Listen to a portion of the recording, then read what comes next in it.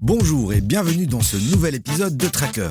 C'est officiellement le 100e épisode de votre podcast préféré, officiellement parce qu'on n'a pas numéroté tous les épisodes. Pour célébrer le passage de ce petit cap symbolique, nous recevons cette semaine des voix familières du podcast, Bruno Ravescott et Charles Régnier du journal L'Écho, ainsi que Yuri Huygen de la revue L'Investisseur. Messieurs, bonjour. Bonjour Salim. Avec vous, nous allons discuter des points chauds de l'actualité des marchés, non sans faire des petits détours dans les archives du podcast Tracker, comme ici, avec un petit florilège des voix de celles et ceux qui investissent en bourse. Je m'appelle Xander. Je m'appelle Laetitia. Je suis Victoria. Je m'appelle Florence. J'ai 38 ans. J'ai 37 ans. Et j'ai 30 ans. J'ai 22 ans. J'ai assez vite compris que investir dans la bourse, c'était une manière d'avoir un peu plus d'indépendance financière. J'ai mis 10 euros, 20 euros, je me suis lancé et je me suis dit on va voir ce que ça donne. En bourse, on doit pouvoir contrôler ses émotions pour investir correctement. Il y en a certains qui investissent selon leurs valeurs et d'autres, un peu moins regardants comme moi, qui investissent dans tout ce qui peut leur apporter de l'argent.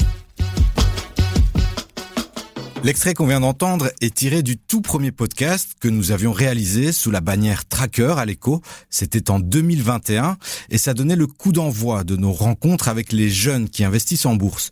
Nous avons en parallèle créé un groupe sur Facebook où les investisseuses et investisseurs, presque 6000, discutent quotidiennement des marchés. Et là, c'est souvent Wall Street qui domine les débats. Alors, messieurs, pourquoi cette place fascine-t-elle autant les nouveaux investisseurs ? Beaucoup de grands noms connus de chacun, qui sont d'ailleurs très présents dans notre quotidien. Je pense au Apple, Microsoft. Évidemment, on va reprendre ici les 7 magnifiques, les Magnificent Seven, qui sont clairement des sociétés qui attirent, qui font aussi beaucoup parler d'elles. Et puis il y a Nvidia qui est le dernier qui a le plus monté en fait parmi eux et dont on parle presque tous les jours. Je pense que ça c'est une des raisons en tout cas qui attire vers cette place boursière là. C'est aussi le marché le plus important au monde. Donc si on prend la valeur boursière totale de Wall Street, c'est 3 fois plus important que le marché européen. Le grand souci en Europe, c'est que dès qu'une entreprise a une taille de 300-400 millions, on a directement les instances, la concurrence qui viennent freiner au fait la montée de ces groupes. Prenons des groupes comme ASML, SAP. Aujourd'hui, on a même des banques, par exemple américaines. Prenons par exemple le cas justement de JP Morgan, donc qui est la plus grosse banque américaine. Elle est plus grande que les 10 plus grandes banques européennes. Et donc, il est normal qu'on parle plus de JP Morgan que des 10 banques européennes de taille moyenne, quoi. Donc, Alors, ces derniers mois, après le Liberation Day, on a vu que Wall Street a vite rattrapé ses pertes et c'est ultra dynamique. Les records s'enchaînent. On voit beaucoup d'IPO sur le marché américain. Charles, quelle est l'actualité à Wall Street ? L'actualité à Wall Street en ce moment, c'est quand même énormément centré autour de l'IA. Au niveau de l'économie américaine, les choses commencent à être quand même un peu plus compliquées. Ils sont toujours pas retournés à leur objectif de 2% d'inflation. Au niveau du marché du travail, les choses sont aussi à être plus compliquées aussi. Et donc, du coup, pour la Fed, c'est assez délicat. On pourrait s'attendre à ce que ça s'accompagne par des moins bonnes performances boursières, mais c'est pas le cas. Et en grande partie, c'est parce que toute une série de valeurs liées à l'IA ont quand même énormément progressé ces derniers mois. On pense à Nvidia, mais aussi Broadcom, Oracle, etc. Et quand j'avais été voir des stratégistes il y a quelques mois maintenant pour leur perspective du deuxième semestre, plusieurs d'entre eux m'avaient quand même mis en exergue que l'IA c'était un peu le wild card, c'était un peu l'élément qui pouvait venir doper les marchés financiers, plus particulièrement les marchés américains du coup, vu que les grands géants de la tech sont aux États-Unis. Et pour le moment, en tout cas, ça se confirme. Il y a toutes les questions, est-ce que c'est une bulle, est-ce que c'est pas une bulle? C'est un autre débat, mais en tout cas, pour le moment, un des éléments qui dope vraiment les marchés américains, c'est l'intelligence artificielle. Maintenant, il est clair que quand on parle de valorisation, c'est vrai qu'il y a 2 groupes. Il y a ceux qui pensent qu'on est déjà dans une bulle et d'autres qui estiment qu'on n'a pas encore atteint des niveaux de valorisation élevés. Moi, je me souviens, et ça, c'est vraiment l'exemple type que de nombreux analystes vont prendre. C'est le cas, donc on était en 1995, Alan Greenspan, à l'époque, président de la Fed, donc de la Banque centrale américaine, disait qu'on était dans un niveau d'exubérance irrationnelle. Et donc, il estimait que les niveaux de valorisation étaient excessifs. Mais malgré tout, le marché américain a encore progressé 4 ans avant de se prendre une belle claque en 2000. Donc moi, j'aurais tendance à dire qu'aujourd'hui, on n'est pas au niveau de 2000, on est probablement en 1998.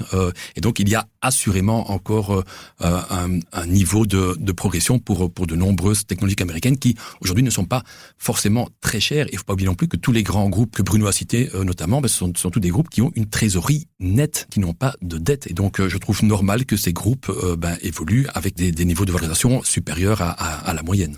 Alors en même temps, on sent aussi que les valorisations suscitent une certaine nervosité, dans le sens où on voit les investisseurs qui tentent de rechercher, d'aller au-delà des Magnificent Seven. On voit des nouveaux noms qui reviennent parfois du passé, comme Oracle par exemple. Il y a aussi Broadcom qui est devenu d'ailleurs la 7e plus grosse capitalisation boursière mondiale. Les 6 premiers sont des Magnificent Seven, donc on devrait dire que c'est lui le vrai 7e magnifique, sans doute. Et on sent qu'il y a une recherche pour aller trouver d'autres acteurs, justement, qui sont exposés à l'IA. Et c'est vrai que cette thématique fonctionne toujours très très bien et qu'elle explique pour une grande partie en tout cas les nouveaux records qui ont été inscrits en particulier cet été. Oui, il faudra voir aussi si tous ces montants investis dans l'intelligence artificielle seront rentables à terme.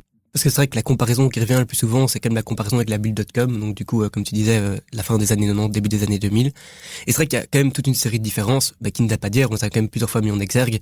Donc le fait que dans la bulle.com, tu avais quand même des valorisations qui étaient très fortement déconnectées des fondamentaux, par exemple. Ici, c'est moins le cas. Comme tu dis, un groupe comme Nvidia n'est pas excessivement cher par rapport à ce qu'il génère comme bénéfice, en fait. La valorisation a augmenté, mais ça se traduit aussi par une augmentation des bénéfices. Mais un des éléments qui peut être inquiétant, c'est que, en fait, Nvidia fait partie d'un écosystème IA. Et donc, c'est un peu des deals qu'ils font entre eux. Donc, si une des cartes tombe, est-ce que tout le château de cartes ne tomberait pas, en fait? Voilà. Il serait que ça, du côté de Wall Street, c'est quand même des inquiétudes qui sont revenues sur ce qu'ils appellent, des partenariats entre parties liées. OpenAI fait un deal avec Oracle. Oracle fait un deal avec Nvidia. Nvidia fait un deal. Et donc, en fait, tout ça, ça peut créer un mirage de croissance des bénéfices qui, en fait, n'est pas réel parce que si jamais l'IA, fondamentalement, n'a pas des retombées aussi importantes qu'on peut l'imaginer, en fait, tout le château de cartes viendrait s'écrouler, quoi. Alors, dernière question sur le marché américain. Quand on prend des lunettes macroéconomiques, on voit que l'inflation reste. Le dollar, depuis que Trump est au pouvoir, ne fait que baisser. Et on arrive ici à la saison des résultats.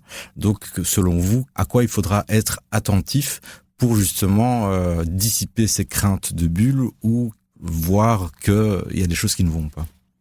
Alors, il est clair que pour les entreprises américaines, le fait que justement le dollar américain soit aussi faible, c'est une bonne chose, surtout pour tous ces groupes actifs au niveau mondial. Alors bon, c'est pas moi qui invente les chiffres, mais donc selon certains observateurs, les entreprises américaines devraient annoncer une croissance bénéficiaire de 7 à 8%. Alors là de rien, c'est pas mal. Sauf que naturellement, lorsque on prend un marché comme le Standard & Poor's 500 ou le Nasdaq, qui évolue à un ratio court-bénéfice de plus de 20, ce qui est quand même relativement élevé, je dirais qu'une croissance de 7 à 8% de hausse, donc du bénéfice, c'est assez moyen. Donc, faudra voir ce que les entreprises vont annoncer. Ce qui est sûr, c'est que les technologiques devraient assurément annoncer encore de bons résultats, les banques également. Par contre, les entreprises américaines actives dans le pétrole et autres ne risquent pas de publier de bons résultats. Le baril de pétrole WTI cote aujourd'hui à moins de $60, alors qu'en 2022, on était à plus de 120. Je pense aussi que de manière générale, cette saison des résultats sera particulièrement intéressante parce qu'on est en période de shutdown. Donc du coup, il y a toute une série de données économiques aux États-Unis qui soit n'ont pas encore été publiées, soit vont l'être plus tard, soit vont juste ne jamais être publiées du tout. Les résultats seront d'autant plus importants en fait qu'on aura moins de visibilité sur comment va l'économie américaine, quoi. Ça sera aussi intéressant de continuer à suivre ce qui se passe de ce côté-ci aussi en Europe. Mais il faudra voir encore une fois les effets justement de la paire euro-dollar, dans le sens où l'euro qui est plus fort déjà en conséquence peut peser ici aussi sur des entreprises européennes.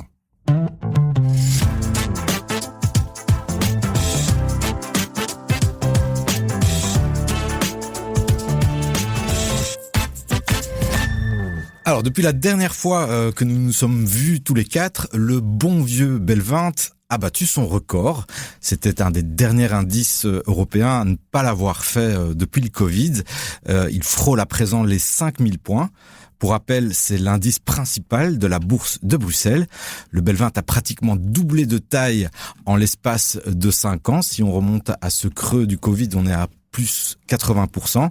Et depuis le début de l'année, il gagne à peu près 16%. Qu'est-ce qui explique cette bonne forme, Charles ? Alors, ce dernier mois, c'est quand même surtout ces géants de la santé, donc Argenix et UCB, qui font des bonnes performances boursières. On sait notamment qu'il y a eu un deal entre Pfizer et le gouvernement américain, et donc du coup, ça incité un peu à l'optimisme de manière générale pour tout le secteur de la santé aux États-Unis, mais aussi en Europe. Et donc, Argenix et UCB performent très bien. Après, si on remonte un peu plus loin en arrière, on peut voir que par exemple, depuis le début de l'année, c'était pas nécessairement eux qui portaient le Belvint. Ils s'étaient sortis d'une très bonne année 2024, et puis il y avait un peu eu des moins bonnes performances en début d'année, notamment à cause d'une série d'incertitudes au niveau sectoriel. Globalement, quand j'avais interviewé Benoît Van Den Hoof, le président de la Bourse de Bruxelles, pour savoir comment ça se fait que le Belvint était retourné à ses records, lui mettait quand même en exergue que c'était un effort collectif des membres de la Bourse de Bruxelles. Et force est de reconnaître qu'il a un peu raison quand même. Quand un groupe comme UCB va très bien, vu que c'est un poids lourd de la cote, de manière générale, Belvint va quand même vachement mieux parce que son poids est quand même vachement plus important. Et il y a aussi le poids lourd bancaire, KBC, qui profite aussi de l'engouement que les investisseurs ont sur le secteur. Oui, de manière générale, le secteur bancaire en Europe je pense, c'est le secteur qui est toujours le plus performant sur les marchés européens. Et KBC, c'est plus de 30% de hausse depuis le début de l'année. C'est une des plus fortes hausses du Belvint, pratiquement dans les mêmes proportions que UCB, je pense. Et donc effectivement, c'est une conjonction de plusieurs acteurs qui performent bien. Il y a aussi dans l'immobilier Cofinimo et même Aedifica est aussi en hausse depuis le début de l'année avec leur deal évidemment qui a été annoncé. Et donc voilà, mais c'est vrai que Umicore, c'est assez impressionnant la remontada du titre, plus de 70% quand même depuis le début de l'année. Faut dire qu'on était retombé bien bas. Mais là encore, tout récemment, ce qui est intéressant, c'est par exemple le fait qu'il y ait cette information comme quoi ils revendaient leur stock d'or le jour même où l'or battait le record de $4,000 l'once. Et pour une fois, on a regardé ailleurs que dans la division batterie d'Umicore, qui était généralement ce qui avait plombé le titre jusque-là, pour regarder les réserves d'or du groupe. Maintenant, une fois de plus, un indice est composé naturellement de plusieurs membres. Donc, comme l'a dit Charles, il suffit que les poids lourds, et on va dire qu'il y a trois valeurs qui ont un poids d'environ 12% dans l'indice. Si ces valeurs performent bien, cela tire l'indice vers le haut. Moi, j'aimerais bien, au cours des prochains jours, faire comme on fait aux États-Unis. Comme tous ces traders qui ont des casquettes avec S&P 6000 ou 7000, m'acheter une casquette avec Belvint 5000, quoi. Donc, en disant, les marchés ne font pas que reculer, quoi. Donc, même un bête marché comme le marché belge progresse également sur la durée. Donc, Alors, l'émission est enregistrée mardi. On est tout près des 5000 points, mais on ne désespère pas de venir à la rédaction de l'Investisseur avec cette casquette aux 5000 points du Belvint. Alors, dans le Belvint, il y a aussi des holdings que tu suis particulièrement, Yuri. Et là aussi, si on prend les 5 dernières années, il y a des performances assez impressionnantes. Oui, si on prend peut-être les performances sur 5 ans, peut-être, mais il est vrai que les deux grands holdings repris dans le Belvint, à savoir Sofina et GBL, n'ont pas forcément la cote depuis quelque temps, et ce pour diverses raisons. On va dire que GBL est un portefeuille avec surtout des valeurs, on va dire, transparentes, donc on sait ce qu'il y a dans le portefeuille de GBL, des valeurs comme Pernod Ricard et autres qui n'ont pas fait grand-chose ou qui évoluent même à des niveaux bas records, quoi. Donc, et dans le cas de Sofina, c'est surtout un portefeuille composé naturellement de valeurs que personne à la limite ne connaît. C'est bien beau le private equity, mais il faut aussi pouvoir naturellement attribuer une valeur à toutes ces participations non cotées, quoi. Donc, et c'est une sorte de black box, comme on dit en anglais. Donc, on ne sait pas toujours dans quoi est investi Sofina. On sait que Sofina est actif dans des valeurs technologiques et qui sont liées, on va dire, à l'intelligence artificielle. Mais cela reste difficile pour des investisseurs d'investir dans un groupe dont les participations ne sont pas connues, quoi. Donc, Il y a quand même une participation qui est une des plus importantes du portefeuille de Sofina, qui est TikTok, ou plutôt la maison mère de TikTok, ByteDance. On va dire que c'est connu, certes, mais personne ne connaît la valeur réelle de ByteDance. ByteDance n'est pas coté, donc c'est privé, et donc on peut attribuer une valeur naturellement à ByteDance, mais cela reste une estimation et pas un cours réel comme un titre coté en bourse. Alors Bruno, tu as parlé du secteur immobilier. Dans le contexte actuel avec les taux, on sait que l'immobilier est très présent à la bourse de Bruxelles et dans le Belvint aussi. Qu'en est-il ? Mais les taux sont plus bas qu'ils étaient en 2022, donc je pense que pour ces sociétés-là, évidemment ça les aide parce que les besoins de financement sont évidemment importants. Mais ça concerne pas seulement.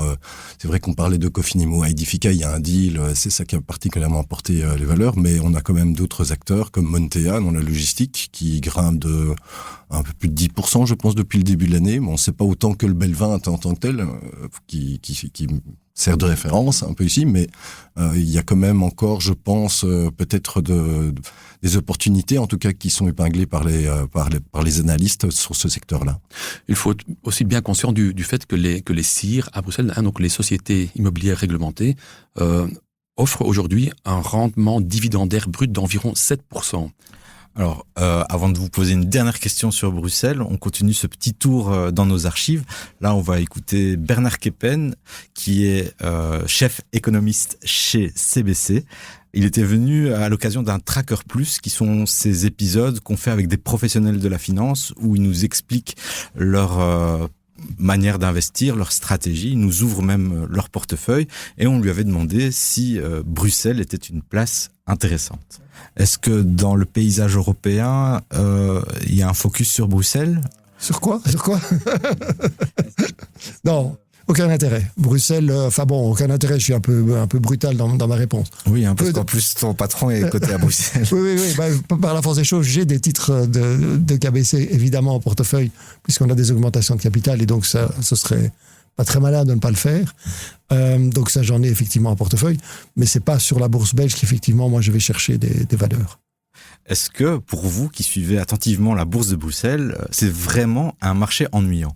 Non, je pense que c'est pas un marché ennuyant. Maintenant, c'est vrai que on n'a pas des big tech comme à Wall Street, c'est clair. Maintenant, il n'empêche, il y a quand même des valeurs. On parlait de Sofina qui est exposée d'une certaine manière aussi à la tech. On a Melexis qui est quand même une valeur axée sur les semi-conducteurs et qui est donc aussi dans ce créneau-là. Il y a quelques champions du monde aussi. Et oui, on a AB InBev par exemple qui est quand même le premier brasseur mondial, qui est quand même dans le Belvint depuis très très très longtemps. Et je pense que Monsieur Keppen doit être content d'avoir fait un beau rendement avec ses actions KBC depuis. Et moi je pense qu'on pense à la bourse de Bruxelles, alors qu'on compare souvent avec par exemple Wall Street ou la bourse d'Amsterdam, et en effet ils ont des géants technologiques, mais voilà, on regarde par exemple la bourse de Paris, ils ont plus de tech qu'à Bruxelles, mais c'est aussi plus de valeur. CAC 40, c'est 40 actions, voilà. C'est aussi beaucoup de LVMH, donc c'est beaucoup du luxe, etc. Donc chaque place boursière a un peu ses particularités. Un groupe comme par exemple Novo Nordisk, qui pendant des années était vraiment la star des marchés européens, c'est pas de la big tech. Voilà, c'est une valeur de croissance, et des valeurs de croissance, on en a aussi en Belgique, on en a à la bourse de Bruxelles. Un groupe comme UCB, depuis le 1er janvier 2024, c'est plus de 200% en bourse.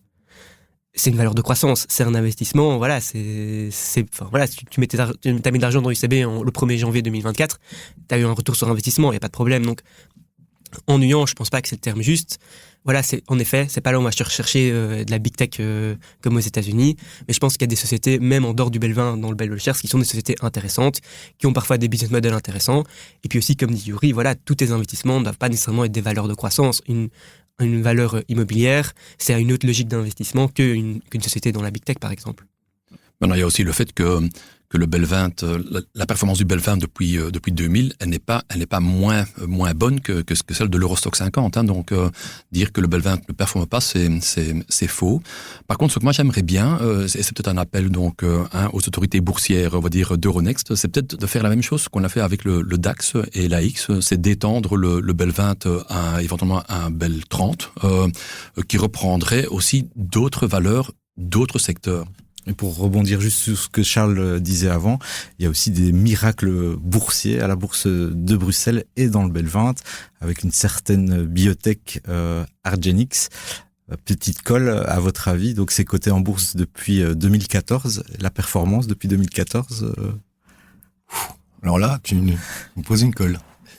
C'est en milliers de pourcentages. C'est en milliers de pourcentages. Mais Je sais pas, 10 000. non. Un petit peu moins, Un petit c'est peu moins. 8707%.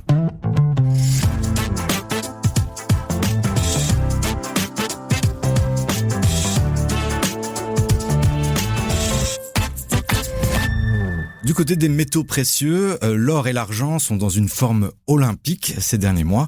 Ils ont même atteint leur plus haut historique. C'était même mardi pour l'argent. Alors, pourquoi tout le monde se rue sur les métaux précieux ?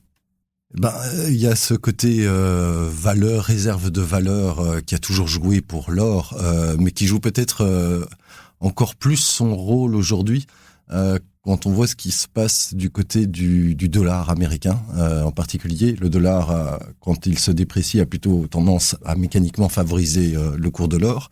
Mais ce qui se passe aussi, c'est qu'il y a sans doute un shift des investisseurs qui délaissent de plus en plus le dollar américain, voire même des titres de dette souveraine, pour se réfugier vers l'or, mais aussi l'argent, mais aussi le Bitcoin, qui a aussi atteint un plus haut à 125 000 avant de retomber plus récemment.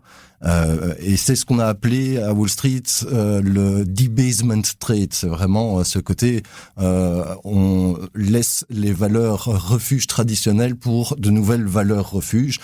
Ce n'est pas le cas de l'or, mais c'est le cas de l'argent, c'est le cas du Bitcoin, certainement. Maintenant, il faut dire aussi que le marché de l'or en soi est un marché encore relativement étroit. On parle quand même de 20 à 25 000 milliards. Ça peut sembler beaucoup, mais lorsqu'on compare ce chiffre à ce que valent toutes les obligations au niveau mondial, c'est 5 fois moins. Donc à la limite, l'or est une petite classe d'actifs.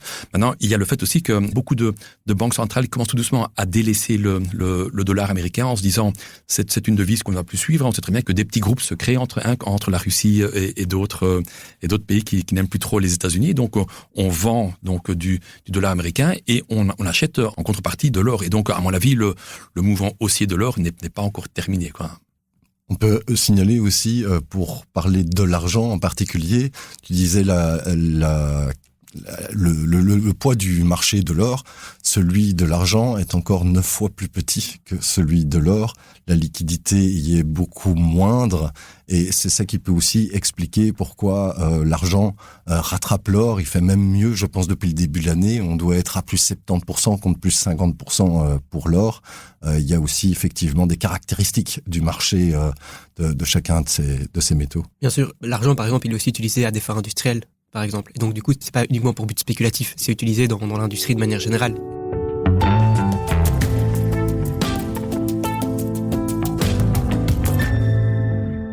Même si c'est quelque chose qui l'intéresse parce qu'elle comprend que l'inflation mange son épargne et qu'elle aimerait bien en faire quelque chose, elle a ce même blocage que moi de qu'est-ce que je peux faire d'autre à part acheter un appartement et comment faire. Il faut écouter Tracker. Voilà, c'est ce que je lui ai conseillé. La voix qu'on vient d'entendre, c'est celle de Clotilde, une jeune investisseuse qui était venue nous raconter son histoire avec les marchés et la facilité qu'elle avait d'investir sans passer par les conseillers financiers de sa banque. Comme elle, de nombreuses personnes écoutent des podcasts comme Tracker pour s'inspirer des stratégies d'autres investisseuses, d'autres investisseurs. Ce qui a donné à Julie Garrigue, la réalisatrice des podcasts Tracker, une très bonne idée. Nous allons demander à nos invités de partager avec nous quelque chose de particulier, car on dit souvent que quand on entend parler d'une idée d'investissement chez son coiffeur ou à la boulangerie ou même dans un podcast, c'est qu'il est trop tard, voire que c'est une bulle. Donc on va quelque peu retourner la question. Quel actif, quelle idée de placement ou quelle thématique d'investissement n'a-t-on pas entendu chez son coiffeur ou à la boulangerie cette semaine ? Bruno ? Je dirais, c'était il y a un peu plus d'une semaine que Caterpillar est revenu sur les écrans radars pour une raison assez étonnante. C'est parce qu'il est exposé à l'intelligence artificielle. Alors, Caterpillar, c'est quand même un vieux membre du Dow Jones, une entreprise qu'on connaît surtout pour ses engins de chantier. Oui, c'est ça. Ici, c'est notamment parce qu'ils ont aussi des activités en termes de génération d'électricité. Et que c'est sur cette idée-là, en fait, que l'action a quand même pas mal performé. Elle fait plus 35%, je crois, depuis le début de l'année. Et c'est un mouvement qui s'est surtout accéléré ici ces dernières semaines. D'autres idées? On va dire qu'un investisseur, en fait, je suis notamment donc à l'immobilier et les holdings, mais de temps en temps, je rédige la rubrique taux et devises. Et quelque chose que j'achèterais aujourd'hui, ce sont des obligations en fait en livres sterling. Pourquoi? Premièrement parce que la livre sterling se replie de 5% depuis le début de l'année, mais surtout parce que les taux au Royaume-Uni sont bien plus élevé qu'en Europe. Le taux 10 ans est à plus de 4,5%. Et donc, on pense que dès que la situation se résorbera, en fait, les taux longs vont reprendre un mouvement baissier. Et donc, faut savoir que ces dernières années, en fait, les obligations libellées donc en livres sterling ont bien reculé. Donc, on se dit que dans les mois qui viennent, la situation pourrait s'inverser et que les taux pourraient repartir à la baisse. Et donc, si les taux repartent à la baisse, les cours des obligations remonteront. Donc, je pars du principe que en achetant ce genre de produits, on pourrait gagner à terme et sur la livre sterling et sur les cours des obligations britanniques. Charles, des stratégies ou des... Franchement, j'ai pas d'idée. Ça, tu m'as pris au dépourvu. Toi, t'écris beaucoup sur ce qu'on entend chez le coiffeur. Exactement, en fait. C'est vraiment mon créneau. Alors, dites-nous, vous aussi, qui nous écoutez, dans le groupe Les Traqueurs de l'écho, par exemple, vos idées d'investissement, mais surtout celles qu'on n'entend ni chez le coiffeur, ni à la boulangerie.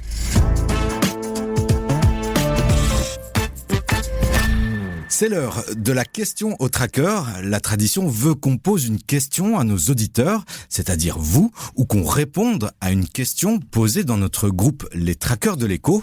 Aujourd'hui, pour la 100e de Tracker, on va un petit peu changer la règle. C'est moi qui pose la question.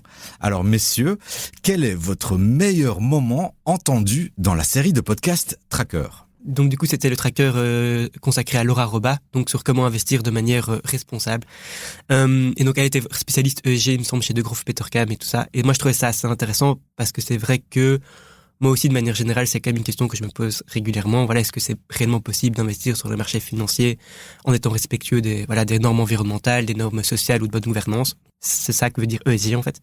Et donc j'ai trouvé son intervention assez intéressante, surtout que je partage quand même un peu son avis. Et donc voilà.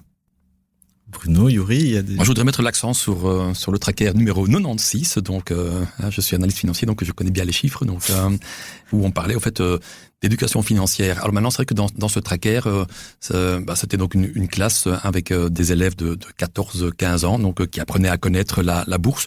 Bon, je trouve que c'est peut-être encore un peu jeune pour s'intéresser à la bourse. J'ai déjà tenté l'aventure en donnant un cours boursier à des élèves de 5e primaire. Donc, c'était pas évident d'expliquer ce qu'est l'inflation, notamment. Mais je trouve que ces cours d'éducation financière, on devrait également en fait les donner à nos politiciens et de bien faire comprendre aux politiciens que les actions, c'est une des manières de ne pas s'appauvrir. Je ne comprends toujours pas qu'en Belgique, il y ait 300 milliards qui traînent sur des carnets d'épargne qui chaque année perdent de la valeur. Donc, lorsqu'on a un carnet d'épargne qui rapporte 1% et qu'on a une inflation qui est de 2%, c'est chaque année 3 milliards sur ces 300 milliards qui part en fumée. Donc, il faut faire comprendre à tout le monde qu'il faut faire quelque chose avec son épargne. Eh ben, quitte à pas être original du tout, j'avais pointé exactement le même épisode que Yuri, le numéro 96, qui était diffusé à la fin juin, donc fin de l'année scolaire. Et effectivement, c'est cette initiative de la professeure Madame Guisset. Voilà, dans une école que je connais bien, puisque c'est l'école où j'ai été en secondaire en plus. Mais je trouvais vraiment ça remarquable. Et puis surtout intéressant de voir l'intérêt manifeste manifestée en fait par ces jeunes de 15 ans pour la bourse, dont ils ne connaissent pas grand-chose. Les canaux par lesquels ils s'informent sont plutôt les réseaux sociaux, et il y a à boire et à manger évidemment de ce côté-là. Et effectivement, c'est toute la question de l'éducation financière qui est en fil rouge dans cet épisode et qui est intéressante évidemment à mettre en avant. Moi, je dirais que au plus tôt, au mieux. Je trouve ça quand même assez dingue que la plupart des jeunes chez nous, à 18 ans, ne savent même pas c'est quoi un compte épargne, un compte à vue, la différence, un compte à terme, faut même pas demander, et qu'effectivement, ils ne connaissent rien du tout de la bourse et que souvent, la bourse, c'est un peu le cliché de c'est quelque chose uniquement pour les riches, quoi. Et donc voilà, j'ai trouvé aussi cet épisode particulièrement remarquable. Et il y avait clairement encore du travail parce que je me souviens que dans la séquence, en fait, on demandait aux élèves ce qu'ils avaient acheté pour dans le portefeuille, et ils avaient cité notamment Bipost, et donc je me suis dit il y a assurément encore du. Alors, on a eu dans le groupe Les Traqueurs de l'Écho la même remarque. Ils ont acheté en fait leur action 2 jours avant le Liberation Day. Donc ils ont tout de suite eu une grosse chute sur leur compte titre, mais à y voir de plus près, l'opération la plus brillante qu'ils aient fait, c'était acheter des actions de Bipost. Je vous invite à regarder la performance de Bipost depuis le 1er avril. Ok, bah alors je reprends ma remarque alors donc. Mais c'est vrai que à moyen terme, je ne pense pas que ce soit donc le meilleur placement. En tout cas, Bruno, Charles, Yuri, merci beaucoup pour vos réponses, vos éclaircissements et vos commentaires. Vous qui nous écoutez, n'hésitez pas aussi à nous dire quel est votre moment favori, votre épisode favori dans le groupe Les Traqueurs de l'Écho, ou en nous écrivant à l'adresse podcast@leco.be. On mettra dans les notes de cet épisode les extraits choisis par mes collègues. Et aussi, je voudrais vous dire qu'il y aura un bonus avec une compilation des meilleurs moments, les moments les plus drôles de votre podcast favori. C'était donc la 100e du podcast Bourse du journal L'Écho, réalisé par Julie Garrigue. Merci à tous mes collègues de la rédaction et du brief qui ont contribué à faire grandir ce podcast. C'était Saline Nesba au micro du podcast Tracker. À la semaine prochaine.